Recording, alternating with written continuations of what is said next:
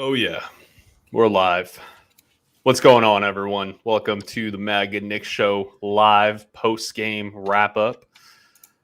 It's Far here, TK there, Pete over there. What up, And y'all?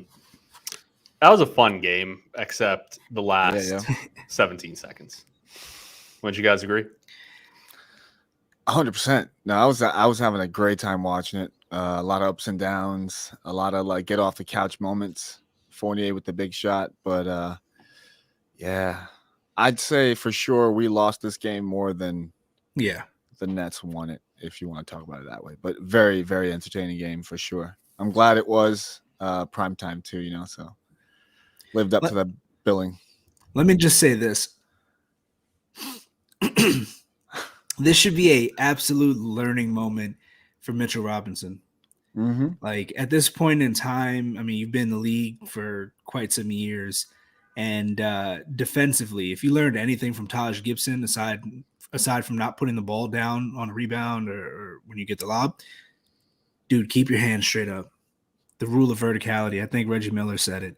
Yep. Keep your hands just straight up, man. Like no need to reach on that possession. It's too critical of a possession down the stretch, a little bit of time left.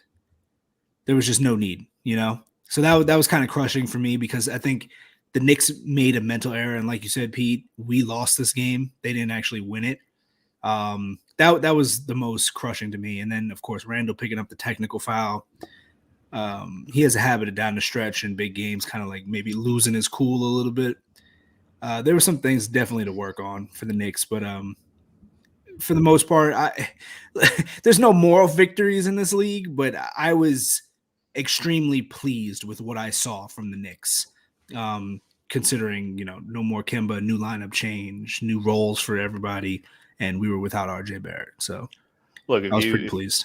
If you do the math behind Phoenix beat Brooklyn by 6, we lost to Brooklyn by 2. Like we're not that far off from the really good teams, and I think tonight it's stupid simple math, but I think tonight we did prove that. All things considered, Alec Burks, he's not our franchise point guard. He's the best thing since Raymond Felton, but in a Knicks uniform. But he's not the franchise point guard. He's not a true point guard either. But the fact that he can come in and make the difference that he made, that was fun to watch. And it sucks to lose, but that was a lot of fun to watch. It was fun to watch our guys compete. It was fun to see Julius Randle return to his 2020 self, and take a, we called this multiple times, but he is truly a point forward. And in order for him to be effective, he needs the ball in his hands. So we saw a lot of, hey boy, he agrees with me. He knows what I'm talking about. But we saw a lot of good things, and that's what we're here to dissect. But before we dive into that, let's go through the score box. How do we do this? Let's see. There you All go. right. Nope. We're almost there. Hold on. We're getting there. T, I'm gonna need your help here. All right. While we get there, you go. Thank you, brother. So let's check the box score. First, the glaring thing that stands out once again is being consistent, although not as applicable to this game, which is why you could kind of throw the stat out the window sometimes. But all the starters outside of RJ, who exited early with an injury, were negative, and all the bench players were plus. Not the first time that we've seen that, but Julius Randle, 40 minutes, 11 for 22. From the field goal, only took two 3 attempts. And that's what happens when the ball's in his hand. He's distributing a bit more. 24 points to go along with 8 assists and 9 rebounds. Mitchell Robinson, only 25 minutes played, 8 points, 7 rebounds. That big foul right at the end. Alec Burks, probably the player of the game if this ends up going our way. But 25 points for him to lead the Knicks. 5 assists, 5 rebounds, 2 steals, a block to go with it, 9 for 21 from the field.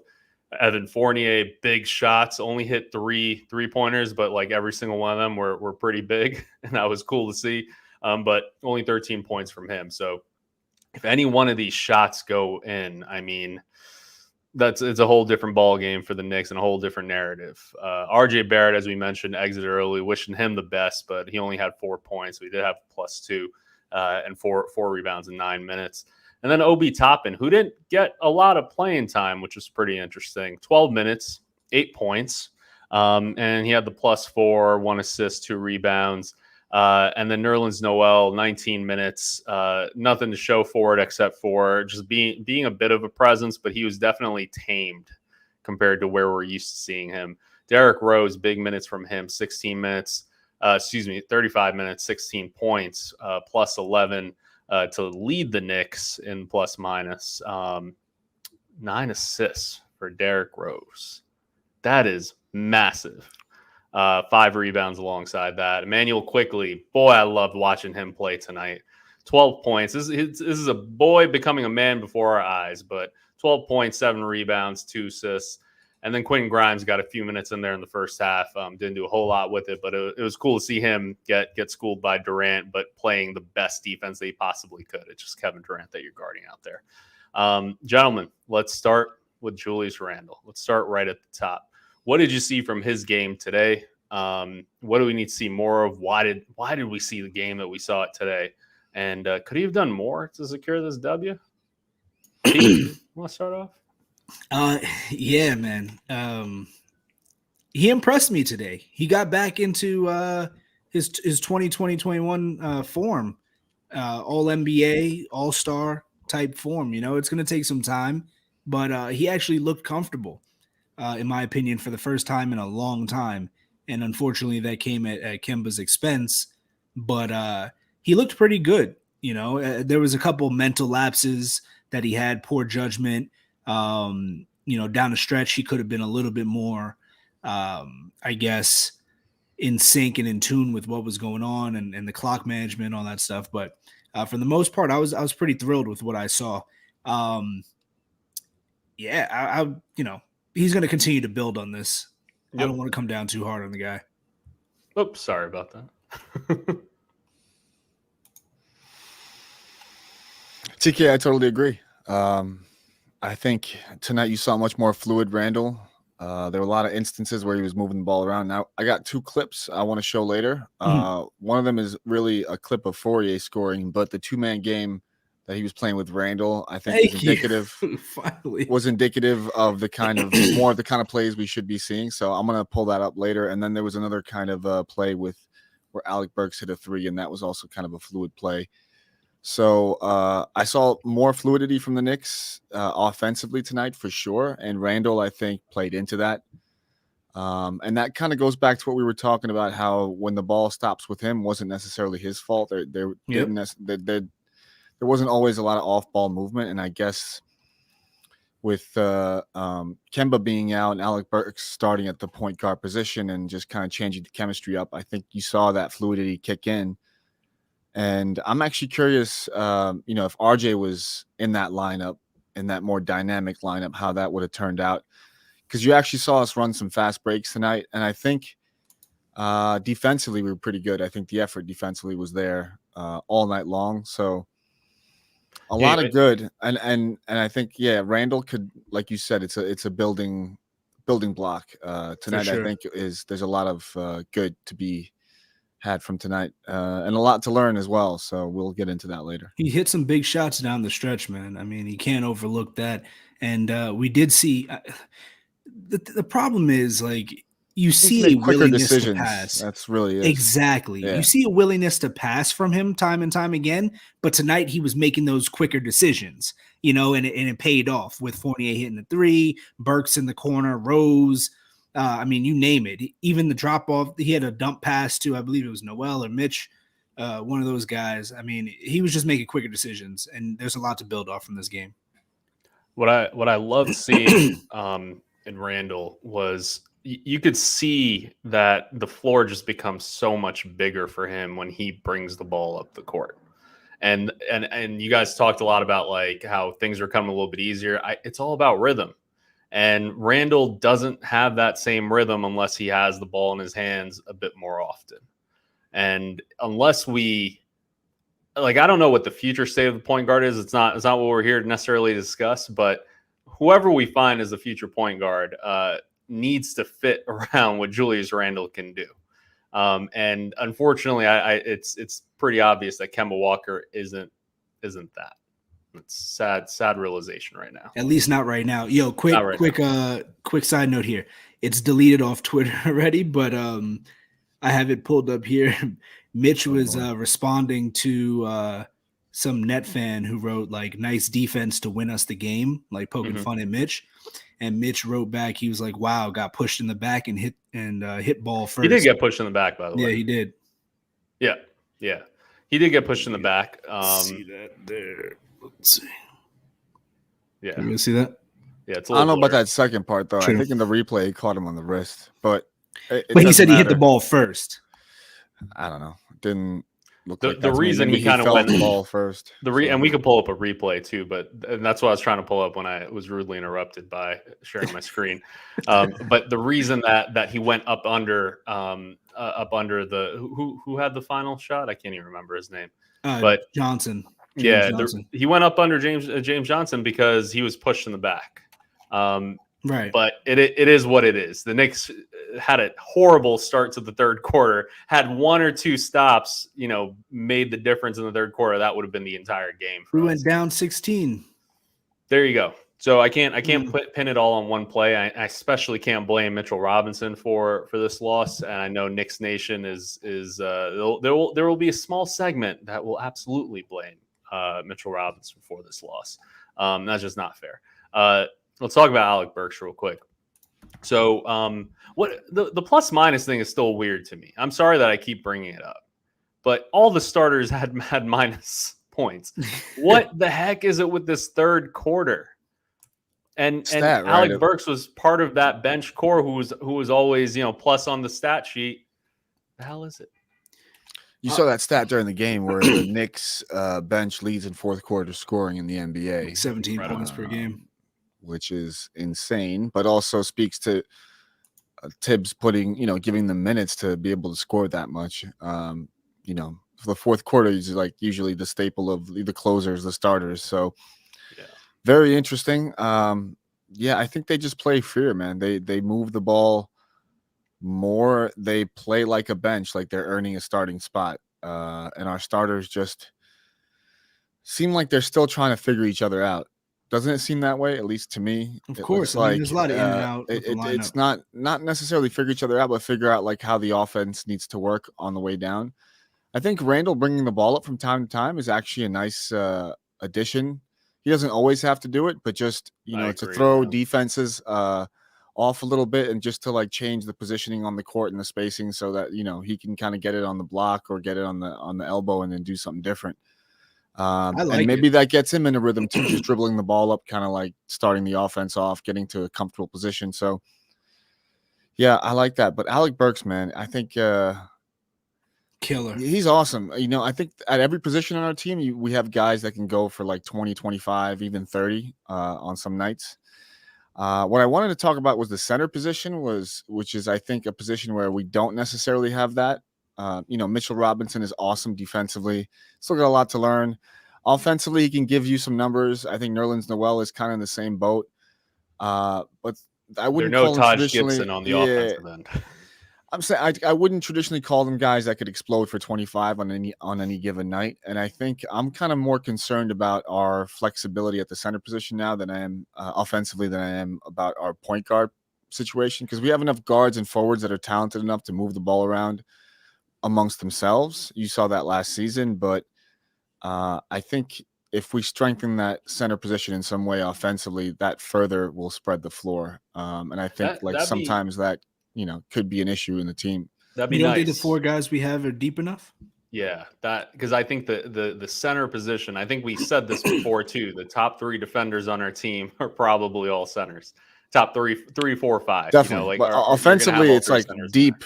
It's like kind of like shallow, deep, but like not that, I don't know how to say it. Like, what I'm saying? It's like, we have a lot of centers, but there isn't one that could, like I said, explode on any given night and be a true offensive threat where defenses really can't, lax off them or whatever. And you can't really do that on Mitch. But you know what I'm saying? In a against a really, really good team like the Suns or whatever, where those teams are so good at exploiting every weakness you have. I just think the center position is meant to play defense for this Knicks team. Like that was their clear intent going into the season. I don't think they expected an amazing turnaround from Mitch on offense all of a sudden, and you know what you get with Nerlens Noel, and then Taj Gibson fills in along the way. But yeah, agreed. But it's just something to consider. I think going forward, we should look at that and see how we can expand it. So Alec Burks moving forward, still the point guard. All in favor? Yeah, absolutely. Yeah. Evan Fournier, he had an interesting game. There are certain points where I'm like, get this guy off the court. There are other points where I'm like, God, I'm glad I didn't get this guy off the court. Yeah. His defense is really not good.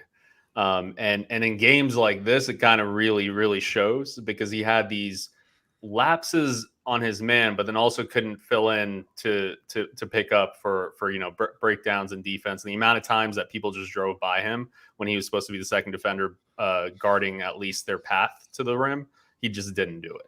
And it was really frustrating to watch. But then when he nails those two big threes in the fourth quarter, all of a sudden it's like, all right, I guess that makes up for it. But 13 points isn't really going to make up for all of those defensive lapses. With that said, Kemba Walker and then Evan Fournier on defense, you see like how different the dynamic would have been if it in fact was those two as our starting guards. And that's the magic of what Alec Burks brings to the starting lineup. And Tibbs, credit to him, pushed the right buttons, because Fournier had not a good game, and the Knicks only lost by 2 to probably the best team in the East right now. Yeah, no doubt about it, bro.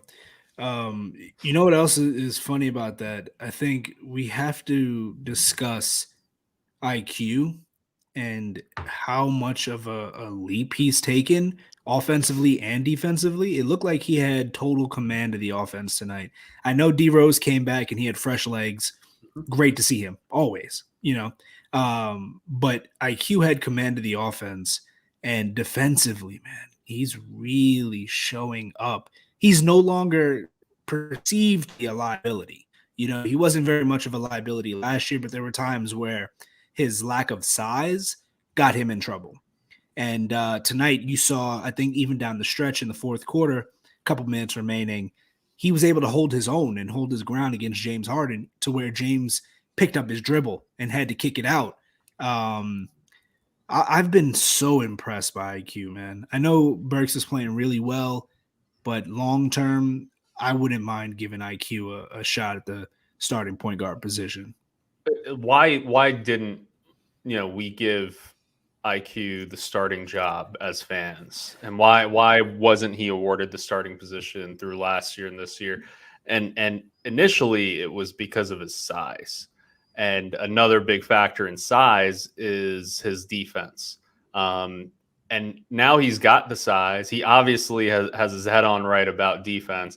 And yeah, he went 4 for 11, 2 for 5 from 3, and he had 12 total points. Yeah, he had a +9, and he had 7 rebounds.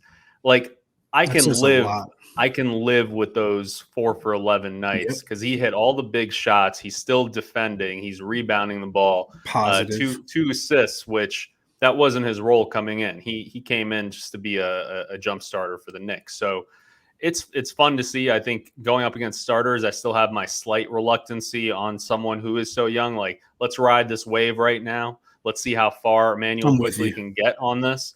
And then when we absolutely have to pull the trigger this year, let's pull that trigger. But until then, we got him. We got him for another full 2 years. Let's take advantage here. But my concern is that the Knicks are going to keep trying to plug in that point guard position and overlook IQ. And just keep in mind, when you have Julius Randle starting, he's the point forward. He's going to continue to bring up the ball. So it's not like you need a prototypical point guard, as in like a Kemba Walker. Like we saw that. It didn't work. IQ can be that guy. He spreads the floor. He can handle the ball when necessary. He can make the right pass. Sometimes he's over aggressive and he'll turn the ball over, make a silly decision, but he can make the right pass. Yeah. I want to see what he's got. Yeah. No, we're saying that more so this season. I think last season, far to your point, why fans weren't naturally going to pick him as our starting point guard was I think he had like a lot of spunk. You know, he had a lot of energy off the court, but he wasn't necessarily in control at all times, and would sometimes rush shots and kind of maybe not have the best decision making in the game. But I think, to me, the best part of his game that's improved is that IQ, is that decision making. It's not faultless, but I think he takes less rush shots, less off balance shots. I think he's got more patience when he's handling the ball to make the right pass, as you said, TK. So I think he's on his way to earning the consideration for a starting spot. I think you got to give it to Burks right now, ahead of Kemba. And then D Rose coming off the bench is just like classic D Rose at all times. So this, I like the look of this, but I think IQ definitely is kind of that next person in line. And it's almost like it feels like Alec Burks is the interim champ, but the future champ is going to be, IQ, where it feels like Alec Burks is the fill-in. You know, we're not going to build our team around Alec Burks, and that doesn't not to sound mean or disparage him in any way. I love his game and I love the way he plays, but I'm saying he's an older vet, and the team is always moving in a young direction. But I think like he's going to set the foundation for someone like an IQ to take that spot eventually. And IQ's defense and the 7 boards to me is super impressive. You know, that's as many as Mitch and 2 less than Randall, who played about as many minutes. So the guy's putting his body in the right position to help the team win. You can't ask for more. That third quarter, the woes in the third quarter. Do we have an answer? Because whoa is right. And Frederick here, thanks for tuning in, man. Called it out right. That third quarter is our kryptonite. And I don't know what it is, because as we sense, like, all right, the fourth quarter is getting closer and closer, let's start playing a little bit better. And this has happened time and time again. What are we going to do about that third quarter? Because there's only so many more games we can go about this and then start beating ourselves in close games like this, because we can't get it together in third quarter. If you look at, all things considered, 28-23 Brooklyn advantage in the third quarter, not terrible. But considering that Brooklyn had the first 14 points of the game, of the quarter, that shouldn't be allowed. If it was 14-2, that would have been the difference in the game. If we just made, a 14-4 run for Brooklyn, that would have been the difference in the game. That can't happen. And unfortunately, we keep losing games because we can't get it together in one measly quarter. I will say this. It took us 5 minutes in the third to score our first bucket. That can't happen, obviously.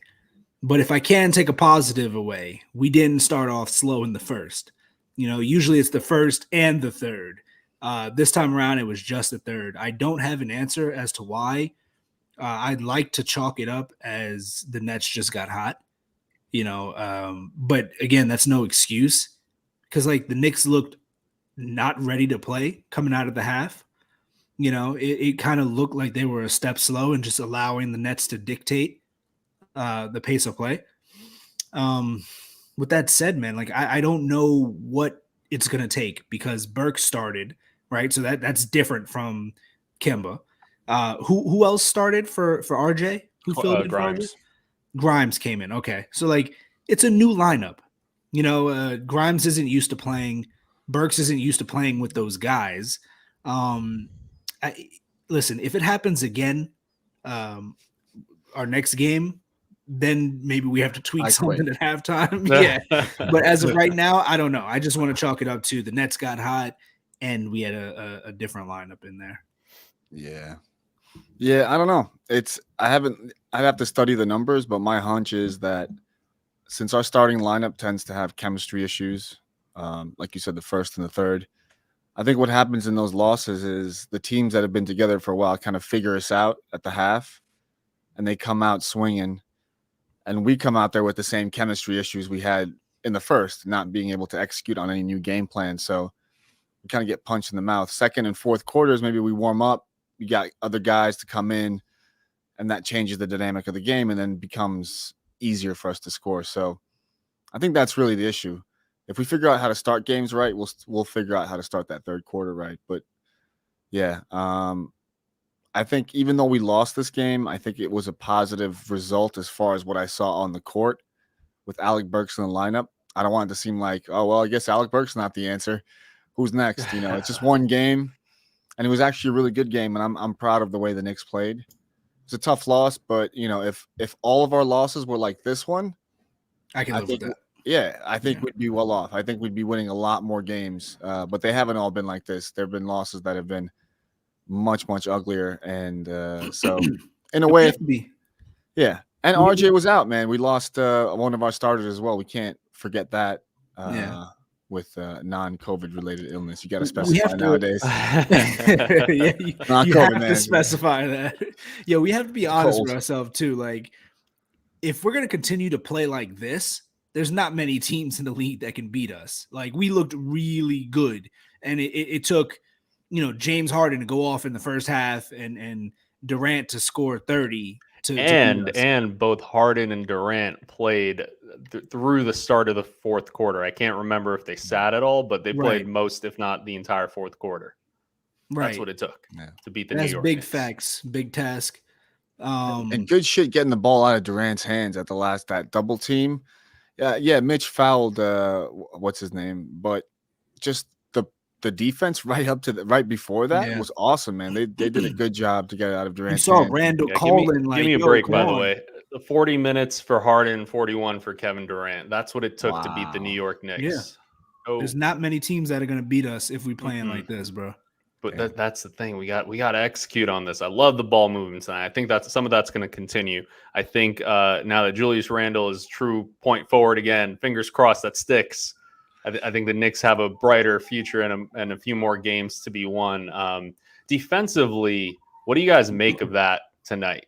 It wasn't bad. It wasn't good. But Our you can't effort? be that good. You can't be that good against Kevin Durant and James Harden. But I what do you mean- make of it? Effort. I loved it. I mean, for a while there, Kevin Durant was in jail. I mean, what did he shoot? What was his, was it 2 points through the first half, something like that? Yeah, but what did he shoot? What was his field 9 goal? for 23, 9 27 for points. 23. I mean, come on. That's as good You as you'll know? get. Yeah, how much better can you get than that? So I think the effort was tremendous tonight. It helped, you know, we love Kimba, but it helped not to have a liability at point guard. Somebody Burks who is can help. big, man. Burks can defend Burks, at that point guard 6'6". You saw that position, so- wingspan? He blocked the Yeah, three on he's that? a not a big natural dude, point man. guard. He's like it's like a plug-in hybrid. Yeah, He's- no joke.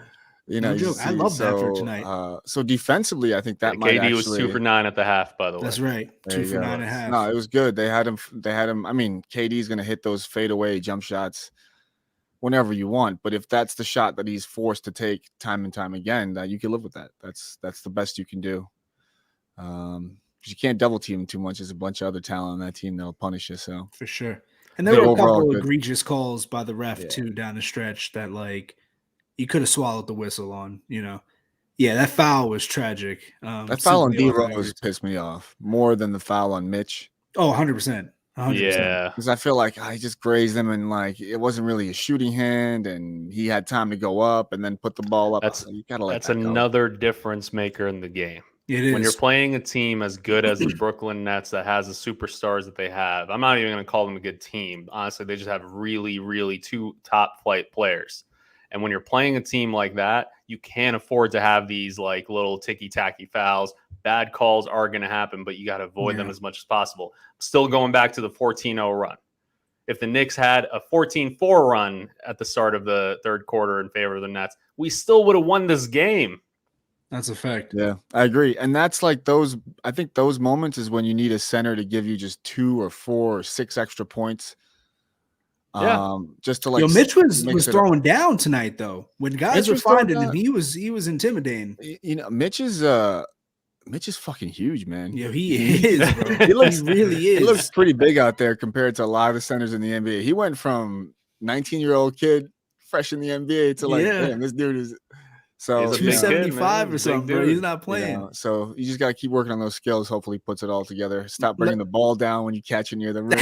Yeah. Yes. Keep the ball up, man. Even Keep I the know ball that. up, for real. Yeah, let me ask you guys this. If you can just pinpoint one player tonight, who impressed you the most tonight? Oh man, it's a tough one, but I think all of us we're gonna guess one of 2, maybe 3 players. It was all the point guards. if I had to narrow it down, but I don't want to narrow it down, so I'll give you a quick reason for each one. Alec Burks, because the man just played out of position. He starting point guard was not in his contract if they had drawn this up, and he did it, and he did it extremely well, and he guarded some of the best players in the NBA. My man is paid $10 million a year. Come on.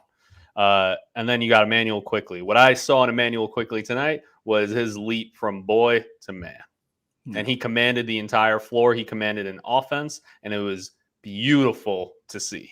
And then Derrick Rose. He was out a few games. He played 35 minutes, man. Come on, D Rose, get them minutes, kid. I see you.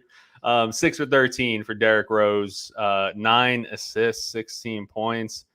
That's impressive, man. Talk about playing your role. He's so comfortable and like happy, and you could tell like he plays the game now. He's having a good time playing the game. So I it's hard because each one of those deserve kind of like the game ball. If I got you, Pete. How about you?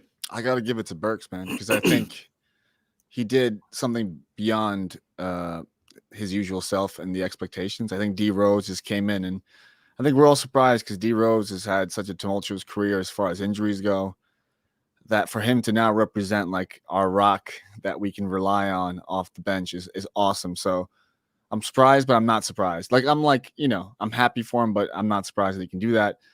And then IQ, I just see him progressing night in and night out, and I'm loving what I'm seeing. But Burks was kind of called on to fill in that position, come in and do your thing, and he was able to play defense and give us 24 points. And just like, damn, he's just such a consummate professional. 25. You know what I mean? Like 25. He's such a professional. Hardly hear his voice on the court. He just goes out there and does his job. So I was really impressed with him tonight. There was one point in the game where like Burks was hella winded too. Did you see that? Yeah, like he was I've never seen that before. In a Knicks uniform. He was going to the free throw line. Some starter minutes, man. He had 39 minutes. When we were going through the stat sheet in previous games, he never really had more than 25. So let me look up his minutes real quick. That contract, nowhere in his contract did it say my man will be playing 40 minutes a night, dude. Like Tibbs was gonna run that man to the ground, bro. No, the small print is like, we can call on you to play any amount of minutes in any night. Facts. All right, here we go. So he had 39 minutes against Atlanta. That's probably one of the reasons why he was still winded. But before that, 29 minutes was his highest. He hit that twice against Chicago and Milwaukee. So you're sensing a theme. He's Mr. Big Shot. He's Mr. Big Time. And then across the board, probably averaging close to the low 20s in minutes. Yeah, I mean, that was tough, man. He was called upon big time tonight. He came through for the most part, but damn, bro, he was looking gassed. That's the difference between guarding a spectacular player like Trae Young, but then also guarding future Hall of Famers like Kevin Durant, and not Kevin Durant, but James Harden tonight. Yeah. So, one thing I also noticed too from this team, and I guess we could just chalk it up to like, the addition by subtraction, unfortunately, from Kemba Walker. Dating back to that stat that we saw where like the Knicks have the best defense in the league when he's off the court and the worst when he's on the court. What I saw tonight from the Knicks was very reminiscent of last year. Last year, the Knicks had lapses when, the other team was kind of like getting hot, catching fire. And then the Knicks just started tightening up that defense. They just started tightening up that defense, and next thing you know, they're locking guys down, creating turnovers, getting out on transition. And I saw a lot of that tonight, man. IQ with the steal, Burks with the tip, Rose with the pass to Obi. We got to talk about Obi, man. This guy, if it wasn't for those early foul troubles, I think he had 3 or whatever. Yeah. But his energy and activity was amazing, as it always is. There was one point momentum changing. You're absolutely right. And there was one point during the game where I think it was RJ Barrett at the start of the game before he got hurt. He was bringing the ball down the court, and he was trying to push the ball twice, and none of the starters were keeping up. I don't know what the solution is, but we have to see more of RJ and Obi and like quickly and like the guys who run and gun. Yeah. And that could be Coach Carter is what you need. Yeah. Sit their ass on the bench unless you run. that great movie. good shout out. But I want to see more of our young guys playing together who run. And Obi needs to be at the center of it because every single time he's coming in, regardless of the 3 fouls he has, he brings the energy, he brings the excitement. I love seeing it. Yeah, man. I wonder what it is because Like, to run. What are our fast break numbers? I'll look them up while you guys talk.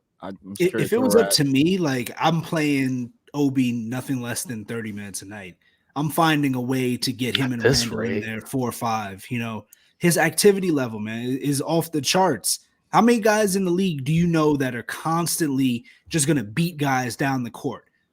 I mean, you would think he's like a cherry picker. You know what I mean? Like, 100%. The dude just waits for the ball and he's already down. He beats this guy down every single time. If you keep your head up, D-Rose, IQ, which they do, they find him. Easy baskets.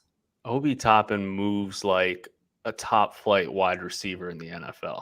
Yep. Like that's the type of speed and just like length. Yeah. That he just moves like one of those guys, like the Julio Joneses of the world and stuff. So it's great to see. I want to see more of it. I agree. More minutes need to happen for Obi. He's had the benefit also of playing with guys like Rose and Quickly. And when you're playing with guys like that and you can fly high, like it will work in your favor really well. So I want to see more of his own creations. I want to see him like steal the ball and dribble it down the court and get a fast break in that manner. I'm not seeing enough of that to justify a full 30 minutes, but I think we need to taper it up. I think it definitely needs to go up more. I think if he plays with a guy like Randall on the court, continues to play with Quickly and Rose, like if he has those 3 guys on the court at one time, that's his heaven. That's the best thing that could happen for Obi Toppin. Yeah, I was just looking at the stats. This pissed me off. Right? This pissed me off. Obi only played 12 minutes. Yeah. You can't have that, bro. I mean, he had some early fouls, but also it was odd because we didn't see him that much. Yo, really I understand the early fouls, bro, but like when he's on the court, good things happen.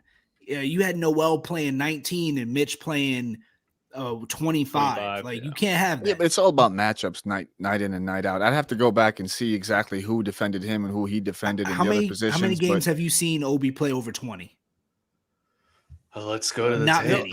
He'll get his time. He'll get his time, and we definitely need it. Than later. I'm gonna add my stream to the. If you're looking at home games, we're like 24th in the NBA in fast break points, but on the road we're 9th. So we run more on the road, but it does seem like we play a little harder on the road too. Just look at his minutes home split. Games, like shout out to Big Task, man, throwing up that Randy Moss hand, wide receiver joint. He's not playing more than 22 at all, and he barely cracks 20 on a regular basis. So unacceptable. I get the rationale. I do, because he creates so much energy, but he needs to be playing with the right guys. And he needs to be playing. If you put him with our current starting lineup, say, Randall moves to 5, you play a small lineup, something like that. That's not a great lineup for him. Listen, not many teams can defend that. If you got a big out there, and if you got, let's say, first of all, there were times. Wait a minute, hold on. There were times where the Nets didn't even have a rim protector out there, and then Randall was just taking advantage of that. Yep. Randall like instantly turned on a switch, and it looked like tonight was different. He realized he was like, "Wait, let me just attack the basket. There's no rim protection." Yeah. When you have guys like that and teams like that, you need to roll out Obi and Randall and just let them go to work. I would love to see 12 that. 12 minutes is disgusting, especially now that. But again, like, it's consistent. So it's not shocking. It's kind of consistent. I'm not shocked if he gets 12 minutes. I'm not shocked if he gets 20 minutes. I'll be pleasantly surprised if he gets to 30 minutes. But until he can create his own shot, 12 minutes, 2 turnovers. I mean, I could see why maybe he didn't play more. I don't think it was like, but yeah, that's. And then once he's been sitting for a while, it's hard to integrate him back. I think at that point in the game, the coach kind of has the lineups figured out and trusted, and he's going to put in who he puts in. But yeah, no. Yeah, his 3-point percentage is absolutely horrendous. I mean, damn, bro. He was a good 3-point shooter too, coming out of college. Decent. Yeah, decent. Better than this. This is like Anthony Davis numbers he's got going on right now. Anthony Davis is getting booed out of the Staples Center or whatever they call that. 4 for 21. He's only had 21 attempts. I'm not. But yo, they look sus.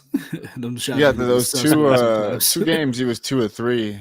But you can't be fooled by one night where you're like, you gotta shoot the 3 more. Like, you need a large sample size. And look, he recognizes it too. Yeah, he recognizes it because he's not shooting more than 3 threes a game. If he's not feeling it, you know what he does. He'll do a little pump jab fake and go to the basket, and then exactly, and try to dunk it on someone, which I love.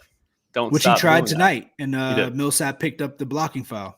He did, yeah. Millsap, man, lost a step. Yeah, big time. He still had a hell of a pass though to the corner 3. I know, but that's the stuff you're gonna get out of veterans for sure. Yo, Pete, by chance, you got those videos queued up? Hell yeah. Let's see it. Let's pull them up. Let me share my screen. Oh man, I feel like I'm at work. All right. This is work. All right. So while you get that up, I hope the RJ Barrett injury isn't anything serious. What ain't an injury? He's a little the sniffles aren't anything serious. He's got it's not COVID. He's got the Steph Misk. How bad does it have to be for you to start and then exit? It must be like he's vomiting or something. Yeah, I don't know. You know what's funny? You remember when he had that putback, that little putback dunk? Yep. He came up like grimacing on that, and I wasn't really sure if it was his back or what that was. He had bubbly stomach. It's weird, man. Because what would keep you out of a game? Because if I'm dehydrated, bro, hit me with some fluids at half, and I'm going back out there. This is a big game. This might be like a future Paul Pierce story. Word, I gotta have some bubble guts, Paul Pierce type shit. Literally, he was ruled out after that 9 minutes, and it was weird. That's bizarre because you don't get ruled out that quickly usually. So clearly, he was. I don't know. He gave some good minutes, man. Defensively, he looked active. He had that putback dunk. I was like, okay, RJ came to play. Yep. And he came to sit down. He didn't even get out the locker room, bro. Got him some IVs in the back. My man was Bubba chucking it. Yo, my screen's projectiles out of his donut. Yeah, ready, man. How do you shit? I got you, brother. Hold on a second. Just sit tight, my brother. I got you. All right. Whoa. All right. Rocking. Inception. Cool. So the first play was some 2-man action between and you could see Randall bringing the ball up on this play, and then he gets into a double team situation. So immediately he pops it out to Fournier, right? So Fournier gives you a head fake. Pass, but he goes up here, and he's about to get double teamed. So Fournier immediately gives it back to Randall. Okay. Randall's like, all right, I'm at the 3. This guy's off balance. Let me attack the rim. He attacks the rim, hits another double team coming at him, right back to Fournier, and Fournier open shot. And I want to see more of that, and I'll play at full speed. I just want to see more of that quicker decision-making because sometimes when Randall holds the ball, you don't see other players trying to make moves like this. You see Quickly's waiting for the ball, and oh, wait, that's a different play. My bad. Jeez. Still a nice play. Yeah, it was. Because the decision-making was fast. Exactly. Yeah. And then here's one also with Randall. Similar situation. He's at the post. He's attacking. But guys are actually moving now. You got a little bit of movement. Boom, boom, boom. And then Burks gets the shot. So love this. Rose had a wide open look, but Burks had it better. Yo, go back to that first one, please. Yeah, the first one. That was Evan Fournier field goal. I'm going to have to look that up. That was 1 second. There we go. Okay. Yeah, go to that. Let's see. Pause it real quick. Right here. That's not pause. Sorry. Go back a little bit. Let me pull it back. To where Randall gets the ball the second time. That was right there. Sooner. Yep, just queued up to when he passes to Randall. Right there. Pause it, right? Yep. All right, the defender is off balance here, right? Mm-hmm. What I want to see from Randall more is go straight to the rim. He's got him off balance already. One dribble in the left hand and go, right? Yep. But he doesn't. He brings the ball back, crosses over, and what wasn't working was when he was doing this and Fournier wasn't hitting those shots. And that was what, a week ago? Yeah, So, but I don't think you could see that here, but Millsap is a lot closer if Randall comes inside with the ball. sure. But then you split the D. you split the double team. You attack the basket.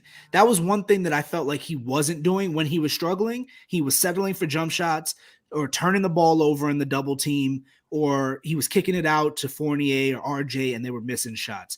Bro, the moment you get the ball, you put one dribble and go. I've always heard that as a kid. When you have the defense off balance, you put the ball down and you go. You don't need to do the crossover and all that to let them get their feet set. You know, you got a much smaller guy on you anyway, right? So chances are he's going to recover faster than you can get to the basket. So you might as well, put your foot down and just go immediately. There were times where he gets caught up in doing the crossover and then the turnaround, and that's when the double team comes in and messes everything up. I want to see him make quicker decisions. That play, it was good, and it worked out only because Fournier hit the shot. But there were times early in the season when Fournier couldn't buy a bucket, and it was killing me. Yep. But yeah, Trade who? Trade who? White Falcon 44. I believe he's talking about Randall. I'm pretty sure. If you're talking about Randall, let's hear the reason. Oh, we need. Oh God, hell no, Paul George, man, get out of here. We got a Clippers fan. Way off P. Pandemic P. Nah, he's doing his thing this year. Shout out to him. But is. No, this is the first time that we see the semblance of Julius Randle. Like that decision making thing. I feel like Tibbs just needs to keep running drills with him where like Randle cannot hold the ball for more than 3-4 seconds. Yeah. And that's it. Like shoot the ball, dribble, pass, do something. Stop it, man. This is so funny. I do have to highlight it, but stop it. Trade Randall, Fournier, Kemba, and Knox for playoff P. No. Bro, that's a mellow trade all over again. I'm all right. Not to say that Fournier, and Kemba aren't, I'd like to keep Fournier. Knox and Kemba might at this point be expendable.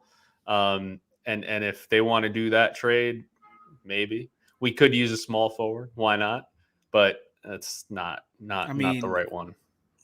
You having RJ, George. We gotta print some T-shirts or something. RJ Barrett is not a small forward, and he plays the 3. He does play the 3 because we're such a guard heavy team, but like his true position isn't small forward. He's got the size for it. His defense is getting there, but I think the NBA loves their wings at this point. So like what's up? Tibbs preaching positionless basketball.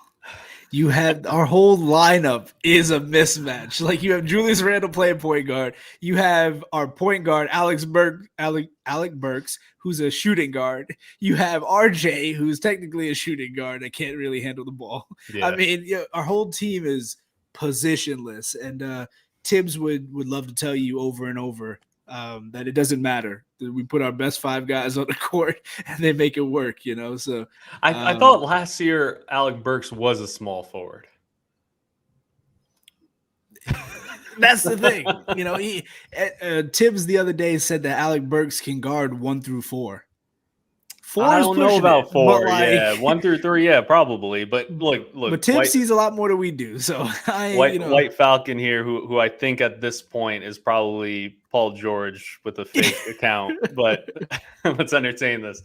We've got RJ, Grimes, and Burks. We need a small forward. I completely agree. We do need that definitive small forward because we don't really have that right now on this current makeup. It was supposed to be Kevin Knox. Kevin Knox. We know where he's at right now. I think there's a lot of. I think I saw him on the bench. Supposed to be who? Yeah, Kevin Knox. Kevin Knox is supposed to be the only. I think he's the only legitimate small forward on this team that like came in as a small forward, is supposed to be a small forward, and when he plays, he's a small forward. But we don't have anything behind RJ Barrett really at the 3, which is why we end up with these like 3 guard makeups. And by the way, did you see how many times we played quickly Burks and Rose together? But Tibbs just this morning was like, I don't want to do that small guard lineup. Burks ain't a small guard. That's why. Okay, fair enough. That lineup was working, man. Yo, the trio of those guys and Obi out there. It was fun to watch. It was fun to watch. All right, y'all. Well, thank you everyone for tuning in. It's been the MadGood Knick Show. Hit that subscribe, smash that like. Really appreciate it. What's our next game, fellas? Yo, you didn't even let me queue up my videos. I have videos to go. Oh, you do? All right. I'm just joking. I'll see y'all next game, motherfuckers. When's the next game? Pete, when's the next game? I'm checking. Come on, guys. You know when the next game is. I don't have this. I don't have it, like some people. Somebody in the comments will tell us. Guys, when's the next game? All right. Bulls, 7:30, Chicago, Thursday. 7:30. How'd y'all Bulls, forget, man? Knicks. Come on. That's How a big y'all one. forget? It's a Even big White one. Falcons, like, come on. Oh, Yo, have some of that Henny, bro. Get out of here. I don't even have my own Share schedule is care, memorized, bro. let alone a bunch of other grown ass men playing basketball schedule memorized. I'll look it up when I look it up. I look it up in the morning. I was like, I there's knew a it was Knicks the game Bulls. I was today. just teasing with you. No, me too. we're just testing, Same. I guess. Testing. All right, y'all. I know every game. Love y'all. Go Knicks. Fuck Jersey. Peace. Bye. Bing bong.